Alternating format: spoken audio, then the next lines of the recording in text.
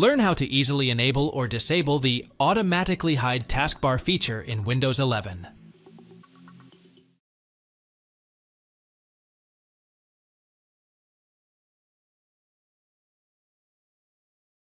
At first, open the Settings window. Then, click on the Personalization on the left pane. Next, tap on the taskbar on the right-hand side. Now, tap on the taskbar alignment to expand it. Next, check the box Automatically Hide the taskbar. Close the Settings window. Now, the taskbar will disappear from the desktop.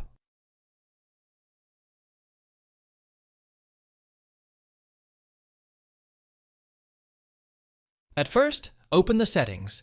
Then, on the left pane, click on the Personalization settings. Next, click on the taskbar on the right-hand side. After that, tap on the taskbar alignment to expand it. Now, just uncheck the box Automatically Hide the taskbar in the settings. Finally, close the settings screen and you will be done. The taskbar won't be automatically hidden. Thanks for watching. If it helps, make sure to hit like and subscribe.